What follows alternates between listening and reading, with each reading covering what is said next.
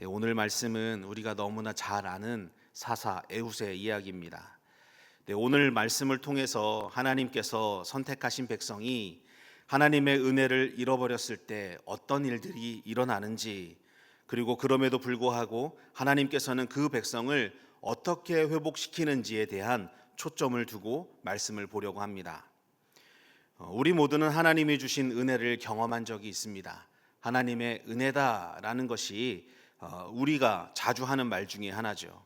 그런데 그 은혜를 끝까지 지키면 참 좋은데 지키지 못하는 게 또 어쩌면 우리의 현실입니다. 예전에 주셨던 은혜를 한번 생각해 보십시오.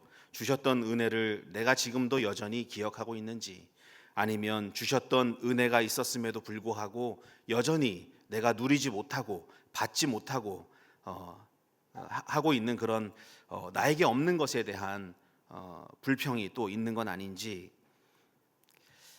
예수님도 잠자는 제자들에게 이렇게 말씀하셨습니다. 시험에 들지 않게 깨어 있어 기도하라. 마음에는 원이로되 육신이 약하도다. 네, 마찬가지로 주신 은혜를 잊고 싶은 사람이 누가 있겠습니까?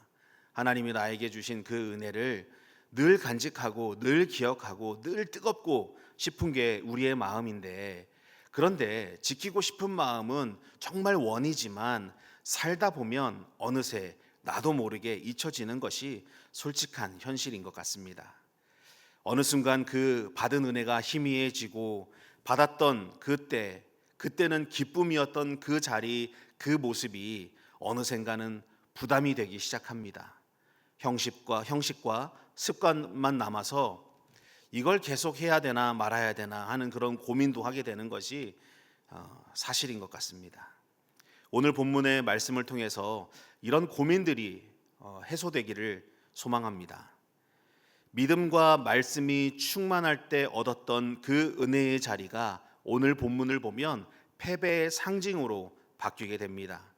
또 하나님을 섬겨야 할 백성이 원수를 섬기게 되는 상황이 또 펼쳐지게 됩니다. 그럼에도 하나님은 그 택하신 백성을 또 회복시키시죠. 이런 상황 앞에서 우리 각자의 삶도 말씀 앞에 세워놓고 성령께서 비추시는 말씀의 조명하심의 은혜를 누리시길 축원합니다. 오늘 말씀의 12절에서 14절까지를 보면 이스라엘이 겪고 있는 상황의 원인을 보여주고 있습니다. 이스라엘 자손이 또 여호와의 목전에 악을 행하니라. 이스라엘 자손이 여호와의 목전에 악을 행함으로 여호와께서 모압 왕 에글론을 강성하게 하사 그들을 대적하게 하심에 에글론이 암몬과 아말렉 자손들을 모아 가지고 와서 이스라엘을 쳐서 종려나무 성읍을 점령한지라. 이에 이스라엘 자손이 모압 왕 에글론을 18해 동안 섬기니라. 종려나무 성읍이라고 나옵니다. 이 종려나무 성읍은 여리고를 가리킵니다. 하나님께서 가나안에 들어온 이스라엘에게 여리고는 가장 먼저 주신 성이었습니다. 하나님의 은혜의 첫 열매, 하나님의 약속의 첫 열매가 여리고성이었죠. 그런데 지금 여리고성이 어떻게 되었습니까? 모압의 군대가 들어와 있는 식민지의 상징이 되었습니다. 하나님은 요단강과 여리고에서 내가 너희 앞에 갈 테니 나를 따르라 말씀하셨습니다. 하나님의 말씀에 순종하여 취한 성이 여리고였죠. 약속의 땅으로 들어가서 가장 먼저 허락하신 성읍이 여리고였습니다. 그런데 그 여리고가 하나님의 은혜, 하나님 말씀에 순종했을 때 약속하심에 마땅하게 주셨던 그 자리가 지금은 이방 민족 모압의 수중에 들어가 있습니다. 단지 성읍 하나 잃었을 뿐이지라고 말하기로는 너무나 처참한 수준입니다. 하나님이 주셨던 은혜의 첫 자리, 첫 승리가 모압 왕 에글론의 권력, 그리고 군대가 식민 지배를 하고 있는 장소로 바뀐 것입니다. 이스라엘에게는 굴욕이죠. 그 말씀의 원인을 한번 찾아봅니다. 12절 말씀, 여호와의 목전에 악을 행함으로. 12절 말씀을 보면 이렇게 기록합니다. 이스라엘 자손이 또 여호와의 목전에 악을 행하니라. 이스라엘 자손이 여호와의 목전에 악을 행함으로, 목전에 여호와의 목전에 악을 행했다라는 문장이 두 번이나 나옵니다. 어쩌다 한 번 실수한 게 아니라 반복적, 선택적 불순종과 배신이었다는 것을 말합니다. 오늘 본문과는 상관이 없지만 본문 앞에 있는 3장 7절 말씀을 제가 대신 봉독합니다. 이스라엘 자손이 여호와의 목전에 악을 행하여 자기들의 하나님 여호와를 잊어버리고 바알들과 아세라들을 섬긴지라. 사사 에훗 시대에 있었던 일이 아니라 사사 온니엘 시대 때 있었던 동일한 일입니다.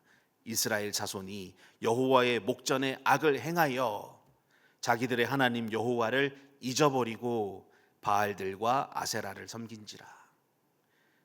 여호와의 목전에 악을 행하여. 그런데 동일하죠. 한 번의 실수가 아니라 반복적, 선택적 불순종, 배신을 하고 있습니다. 그대로 그 이야기가 다시 사사 에훗 시대에 와서 또 여호와의 목전에 악을 행했다라고 말합니다.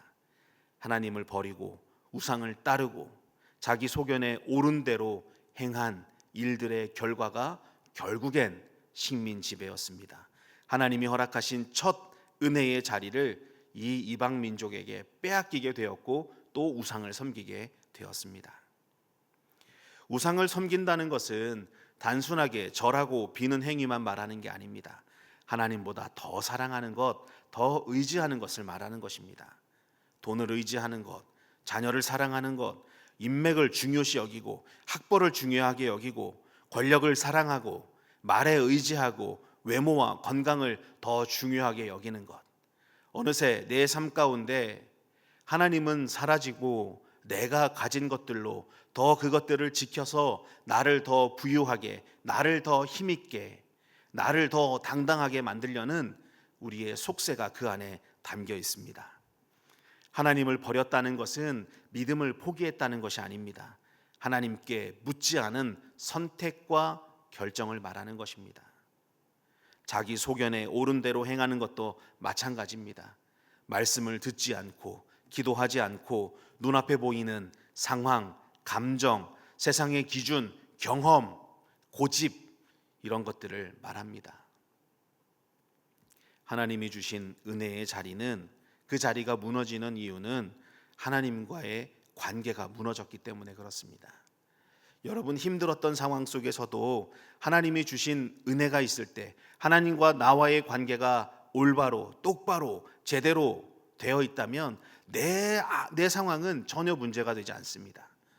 남들이 보기에 그렇게 해서 어떻게 살아 라고 말할지라도 나는 전혀 하나님 앞에 흔들림이 없죠. 어떤 상황 속에서도 흔들림이 없는 삶을 살아가는데 하나님과의 관계가 무너지면 그 상황에 따라 삶이 살아가게 되는 것입니다. 사람들을 탓하고 환경을 탓하고 시대를 탓하게 되죠. 그런데 우리는 환경, 사람, 시대를 탓할 수 없습니다. 오늘 말씀은 그걸 묻고 있습니다. 너와 하나님과의 관계는 어떠한가? 여러분과 하나님과의 관계는 어떻습니까?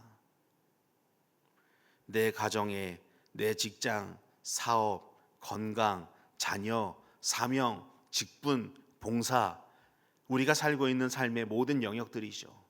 교회에서 맡고 있는 일들, 또 세상에서 내가 하고 있는 모든 일들, 가정에서의 모든 일들, 내가 맡고 있는 것들, 이 모든 것들이 하나님이 주신 은혜의 자리 아닙니까? 내가 밤새 자는 동안에 호흡할 수 있었고 또 아침에 눈을 뜨게 되는 것이 누구의 허락 때문입니까?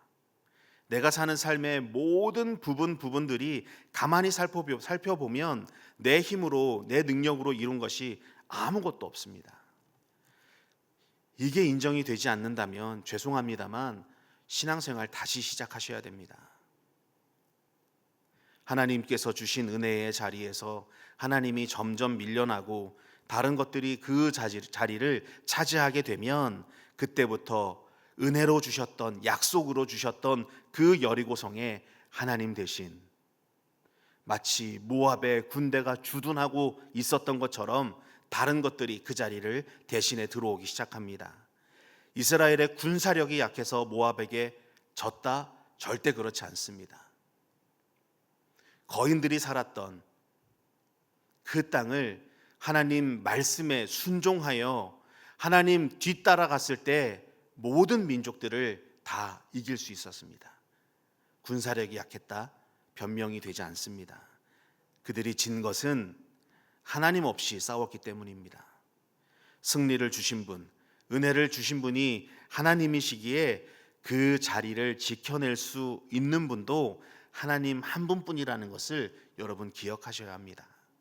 하나님이 주셨지만 하나님께서 그 자리에 안 계시게 된 것은 하나님 탓이 아니라 내 탓입니다. 14절 말씀입니다. 이에 이스라엘 자손이 모압 왕 에글론을 18해 동안 섬기니라. 이 14절 말씀은 이스라엘의 현실을 보여줍니다. 섬기다라는 말은 우리가 생각하는 그런 고상한 말이 아닙니다. 예의를 갖추어서 극진하게 돕는다 이런 말이 아닙니다. 노예가 되었다. 그리고 그 나라의 정치, 경제, 사회, 문화 모든 부분들이 다 모압의 간섭을 받는 그런 상태가 되었다는 것을 말합니다. 15절 하반부를 보면 이렇게 기록되죠. 모압 왕 에글론에게 곡물을 바칠 때에. 곡물은 선물이 아닙니다. 정복당한 나라가 정복한 나라에게 주기적으로 바치는 조공을 말하죠. 곡물, 그 나라에서 생산되는 모든 곡물, 기름, 가축, 각종 소득의 일부 또는 전부 이런 것들을 정기적으로 갖다 바치는 것을 말합니다. 무엇을 말합니까? 이스라엘의 모든 질서, 체계가 다 무너져 내린 것을 말합니다. 국경 근처에 가끔씩 나타나서 그냥 국경에 있는 그런 지방들만 조금씩 약탈하는 정도가 아니라 요단강을 아예 건너와서 여리고를 점령하고 식민지로 삼아 통치하는 강력한 압제입니다. 그런데 이 모압이 어떤 민족입니까? 모압과 암몬은 롯 사이에서 롯과 그의 딸들 사이에서 근친상간으로 태어난 민족입니다. 성경은 그들을 이스라엘에 가까운 민족이라고 표현하지만 계속해서 이스라엘을 괴롭히는 민족으로 또 보여주고 있습니다. 마치 가장 가까워야 할 그런 형제와 같은 민족에게 하나님이 주신 그 첫 땅 여리고를 빼앗기고 그들이 생산한 모든 것들을 조공으로 바치고 식민 지배를 받는다는 것은 하나님이 택하신 선민 이스라엘에게는 큰 굴욕이자 수치였습니다. 그런데 이 모든 일은 신명기에서 이미 다 경고되었습니다. 신명기 28장 47절과 48절 말씀입니다. 저와 여러분 함께 봉독하겠습니다. 내가 모든 것이 풍족하여도 기쁨과 즐거운 마음으로 내 하나님 여호와를 섬기지 아니함으로 말미암아 내가 줄이고 목마르고 헐벗고 모든 것이 부족한 중에서 여호와께서 보내사 너를 치게 하실 적군을 섬기게 될 것이니 그가 철 멍에를 내 목에 메워 마침내 너를 멸할 것이라. 하나님을 기쁨과 즐거운 마음으로 섬기지 않으면 줄이고 목마르고 헐벗을 만큼 모든 것을 다 조공을 바치고 적군을 섬기며 마침내 그들이 너를 멸할 것이라. 하나님의 두려운 말씀이 지금 사사기 3장 이 에훗 시대의 현실이 되었습니다. 성도 여러분, 하나님이 주신 이 은혜의 자리가 무너지면 은혜 대신 다른 무엇인가가 반드시 그 자리를 차지하게 됩니다. 하나님이 계셨던 그 자리에 하나님이 사라지면 돈이 들어오고 염려가 들어오고 세상에 욕망과 성공이 들어오고 사람들의 말이 들어옵니다. 그래서 하나님의 말씀을 더 이상 따르지 않고 사람들의 말에 귀 기울여 기도하지 않고 성공을 쫓아다니고 세상이 말하는 성공, 세상이 말하는 좋은 것들을 쫓아다니기 시작합니다. 마음에 주인의 자리가 완전하게 바뀌게 됩니다. 이스라엘은 더 이상 하나님을 기쁨으로 즐거움으로 섬기지 않게 되었습니다. 그 결과가 18년 동안 모압 왕 에글론에게 섬기는 백성이 된 것입니다. 하나님을 기쁨과 즐거움으로 섬기지 않으면 결국엔 적군, 원수를 섬기게 된다는 말씀이 실제 역사 속에서 그대로 일어났습니다. 그러나 여기서 절망으로 끝나지 않죠.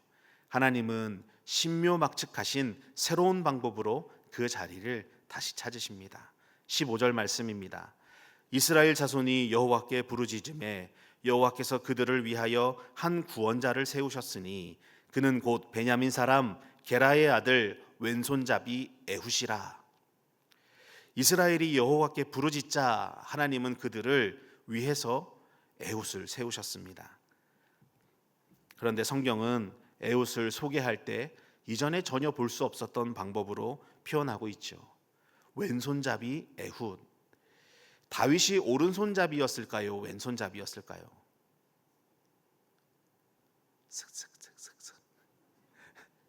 왼손잡이였을까요? 오른손잡이였을까요? 오른손? 왼손? 성경에 나와 있습니까? 아니죠. 네. 잘 모르겠습니다. 아니, 성경에 안 나와 있으니까 어느 손을 사용한다라고 말씀드릴 수 없죠. 아마 오른손잡이였지 않을까요? 네. 성경에 누가 오른손잡이다, 왼손잡이다라고 하며 그를 소개한 부분이 없습니다. 이 사사 에훗 외에는. 그런데 성경은 왼손잡이 에훗이라라고 말하고 있습니다. 왼손잡이든 오른손잡이든 그게 무엇이 중요합니까? 저희 집에도 왼손을 사용하는 한 여인이 살고 있습니다. 네, 왼손을 사용하는데 장인어른께서 어려서부터 오른손을 써야지, 그래서 왼손을 사용하지 못하도록 교육을 하셨다 합니다. 그러나 이제 나이가 좀 지나서 양쪽으로 밥을 먹고 양손을 다 사용하고 있죠. 성경은 왼손잡이라고 기록을 하고 있지만 히브리서 원문을 보면 왼손잡이가 아닙니다. 원문의 뜻을 해석하면 오른손이 묶인 사람, 오른손이 불구인 사람이라는 뜻을 가지고 있습니다. 그러니 에훗은 왼손이 편해서 왼손을 사용하는 사람이 아니라 어쩔 수 없이 오른손에 장애가 있기 때문에 오른손을 쓸 수 없는 사람이라는 뜻입니다. 고대 근동 지역에서 오른손이라는 것은 힘, 권위를 상징했습니다. 칼, 방패, 창 이런 것들을 주로 드는 것은 오른손이었습니다. 그래서 이런 무기들, 방패들이 제작될 때도 오른손에 맞춰서 제작이 되었습니다. 그런 시대의 관습 속에서 이 오른손에 장애가 있다는 것은 사회적으로 외면을 받는, 쓸모가 없는, 인정받지 못하는 그런 치명적인 약점이었습니다. 게다가 그는 베냐민 지파 출신입니다. 베냐민이라는 이름 자체가 오른손의 아들이라는 뜻을 가지고 있죠. 오른손의 아들이라는 이름을 가진 지파에서 정작 오른손을 쓰지 못하는, 쓸모없는 사람이었습니다. 그런 에훗은 에글론에게 조공을 바치는 사람이었습니다. 지금이 아니죠. 우리나라로 따지면 일제강점기 시대 때 일제 앞잡이와 같은 역할을 했던 사람이죠. 이스라엘의 고혈을 짜내서 바치는 그 조공을 가져다가 에글론 왕에게 갖다 바치는 그런 앞잡이와 같은 사람이었습니다. 그게 가능했던 이유도 그가 오른손을 사용하지 못하는 사람이었기 때문에 모압 사람들이 그를 가볍게 생각했습니다. 전혀 위협적이지 않은 사람이지, 오른손을 못 쓰는데 그가 어떻게 무엇을 할 수 있겠나, 이렇게 가볍게 생각을 했습니다. 오른손잡이라면 칼을 빨리 뽑기 위해선 왼쪽에 칼을 차야 합니다. 그런데 오른손을 쓰지 못하는 사람이니까 오른손에 맞춰서 무기를 들 수도 없었고, 왼손을 사용할 것이다, 왼손을 사용하니까 칼을 차더라도 오른쪽에 차야 하는데, 이 사람들은 오른손에 칼을 사용하기 때문에 왼쪽에 찬다라는 고정관념으로, 또 왼손잡이는 칼을 사용할 수 없다는 고정관념으로 그의 오른쪽만 아마도 검사를 하지 않았을까 싶습니다. 칼이 있나 없나만 가볍게 두드리는 정도로. 그런데 에훗은 어느 쪽에 칼을 차고 있었습니까? 한 규빗쯤 되는 칼을 오른쪽에 차고 있었죠. 왼손잡이니까 오른쪽에 차서 빨리 꺼내기 위함입니다. 한 규빗이라고 하는 것은 손목에서 여기 팔목까지의 길이를 말합니다. 한 30cm 정도가 되겠죠. 그 긴 칼을 오른쪽에 차고 있었던 겁니다. 오른손을 못 쓰는 장애가 있는 사람이니 전혀 칼을 사용하지 못할 것이다 생각을 하고 이 에글론의 호위 군사들은 그를 제대로 검사하지 않았고 가볍게 여겼습니다. 사람들이 보기에 그가 가지고 있는 장애와 약점이 있었던 것처럼 하나님이 그것을 사용하시는 통로가 될 줄 아무도 몰랐던 것이죠. 사회적으로 봤을 때 약자, 쓸모없는 사람, 앞잡이 이런 욕을 먹고 있는 그런 에훗이 하나님이 사용하시는 지혜로운 통로가 된 것입니다. 에훗은 왕 앞에서 이렇게 왕에게 얘기를 하죠. 하나님께서 왕에게만 이르신 은밀한 말씀이 있습니다. 둘만 있게 해주십시오 라고 해서 그의 부하들을 다 물렸습니다. 그리고 그곳에서 왼손에서 오른쪽에 있는 허벅지에 칼을 뽑아 그를 찔러 죽입니다. 끊임없이 이스라엘을 지배하고 조공을 빼앗던 이 모압의 권세가 하나님께서 택하신 단 한 사람, 세상에서는 외면받던 쓸모없는 사람이라고 여겼던 그 약자가 하나님께 쓰임받게 되자 그 사람을 통하여 이 모압의 권세가 꺾이게 된 것입니다. 30절 말씀, 그날의 모압이 이스라엘 수하에 굴복하매 그 땅이 80년 동안 평온하였더라. 쓸모없는 사람이라고 여겼던 한 사람, 약점을 가득 가지고 있었던, 누가 보더라도 아무것도 할 수 없다 여겼던 그 한 사람으로 인하여 그 땅이 80년 동안 평온하였더라 기록하고 있습니다. 하나님은 능력이 많고 조건이 좋고 흠 없는 사람만 쓰시는 분이 아닙니다. 오히려 세상이 보기에는 연약하고 보잘것없는 장애가 있는 그런 사람들을 들어 교만한 권세를 무너뜨리시는 분이십니다. 이것이 하나님의 일하시는 방법, 우리가 생각지도 못했던 하나님의 신묘막측하심. 사사기 6장 15절 말씀입니다. 그러나 기드온이 그에게 대답하되 오 주여 내가 무엇으로 이스라엘을 구원하리이까? 보소서 나의 집은 므낫세 중에 극히 약하고 나는 내 아버지 집에서 가장 작은 자니이다. 기드온의 고백입니다. 스스로 집안에서 가장 약하고 나는 내 아버지 집에서 가장 작은 자라고 말하고 있습니다. 그런데 그런 기드온에게 하나님은 무엇이라 말씀하십니까? 사사기 6장 12절 말씀, 여호와의 사자가 기드온에게 나타나 이르되 큰 용사여 여호와께서 너와 함께 계시도다.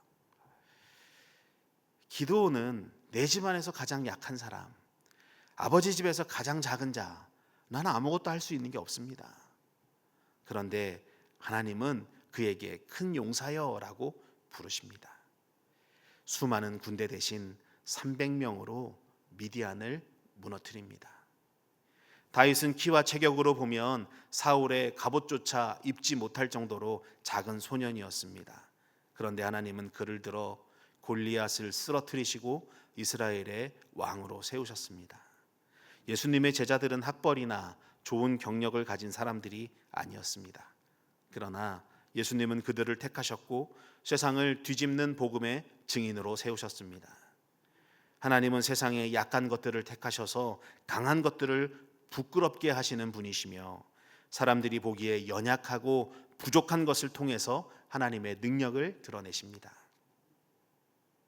베냐민 사람이지만 오른손을 쓰지 못하고 사람들이 무시하던 에훗의 그 능력처럼, 그러나 그런 사람을 통해 하나님은 역사와 민족의 방향을 바꾸셨습니다. 오늘 본문 속 이스라엘의 이야기는 우리에게 두 가지의 질문을 합니다. 첫 번째, 하나님이 주신 여리고를 어떻게 지키고 있는가? 즉, 하나님이 주신 은혜를 여러분 어떻게 지키고 계십니까? 하나님이 이스라엘과 동행한다는 증거로 여리고를 주셨죠. 나를 따르라. 내가 너희와 함께 하겠다.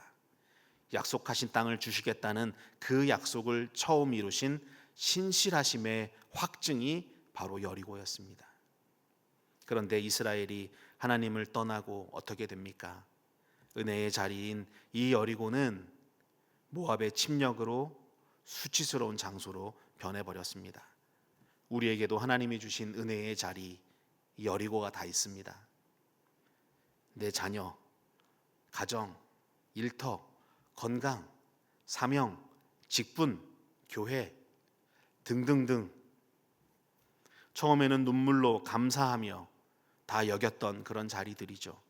그런데 어느 순간 하나님이 그 자리에서 밀려나고 다른 것들이 그 자리를 점점 차지하기 시작합니다. 그러면서 내 삶에 무너진 부분들이 하나씩 생기기 시작하죠. 기쁨과 즐거움이었던 그 자리가 부담이 되고 습관과 형식만 남게 된 그런 자리가 되었습니다. 또 두 번째, 나의 약함을 누구에게 보이고 있는가? 우리 모두는 가만히 보면 에후처럼 어느 한 부분은 약한 사람들입니다. 모든 부분에 다 완벽할 수 없습니다. 학력, 건강, 상황, 성격, 물질, 가정, 사람들과의 관계와 또한 질병, 무엇이 되었든 우리는 어느 한 부분에 우리는 약점이 있는 사람들입니다. 이런 상황들로 인하여 나 스스로를 묻고 생각으로 나를 묻고 사람들의 말로 상황으로 나를 스스로 묻게 됩니다. 나는 이것밖에 할 수 없고, 나는 부족해서 쓰임 받을 수 없고, 나는 이런 일들로 아무것도 할 수 없고, 나는 왜 이런 일을 겪어야 하나? 그런데 하나님은 오른손이 장애인 이 에훗을 들어서 사용하시고 그 민족을 구원하십니다. 그를 통하여 80년 동안 그 땅에 평온을 허락하셨습니다. 우리의 약함은 하나님이 일하실 통로입니다. 내가 만약에 상황 때문에 힘들어하고 어려워하고 믿음이 떨어지고 은혜를 잃어버렸다면 그것은 상황이 잘못된 것이 아니라 하나님과 나의 관계가 잘못된 것입니다. 하나님과 나의 관계가 제대로 되었을 땐 어떤 상황이 있더라도 어떤 말을 듣더라도 그 자리에 감사와 기쁨과 즐거움으로 섬겼을 것인데 하나님과의 관계가 멀어지다 보니 자꾸 상황이 눈에 들어오고 사람의 말이 귀에 들어오고 눈에 보이는 모든 것들이 불편해지고 기쁨으로 주셨던 그 자리가 어느 순간 형식으로 습관으로 섬기는 자리가 되고 그마저 무거워진 자리가 되어버린 것이죠. 우리에게 주어진 약함은 하나님이 일하실 통로일 뿐입니다. 하나님을 더 깊이 의지하게 하려는 은혜의 통로이고 은혜의 자리입니다. 그러므로 여러분이 가지고 있는 약함을 통하여서 실망하지 마시고 그 약함의 자리에서 하나님 어떻게 일하실지 하나님의 뜻을 구하시길 바랍니다. 아버지의 뜻이 하늘에서 이루어진 것 같이 이 땅에서 이루어지기를 소망하는 기도를 드리십시오. 우리가 드릴 기도는 내 의대로 원하는 대로 그것이 이루어지길 드리는 기도도 있지만 가장 궁극적인 기도는 아버지의 뜻이 내 삶 가운데 이루어지도록 기도해야 합니다. 나에게 주어진 상황이 왜 이런 상황이 나에게 왔는가? 그것을 가지고 왜 나는 맨날 이런 어려운 일을 겪어야 하는가가 아니라 하나님, 주어진 상황 가운데 하나님의 뜻이 무엇이고 내 삶에 어떤 일을 하시려 하십니까?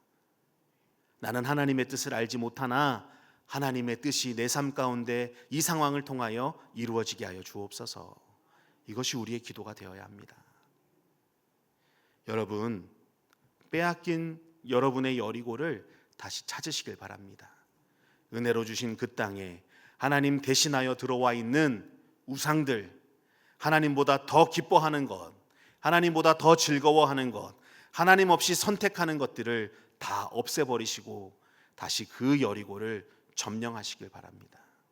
하나님의 은혜를 찾으시고 그 여리고를 찾으시는 은혜가 있으시길 주님의 이름으로 축원합니다.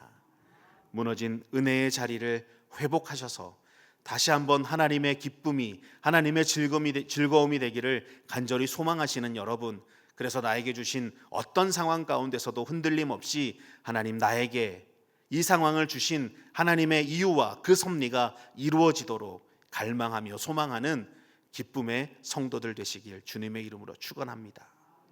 사람들은 장애다, 약점이다 말하는 것들로 주님의 살아계심에 주님께서 쓰시는 귀한 도구 되시길 주님의 이름으로 축원합니다. 기도하겠습니다.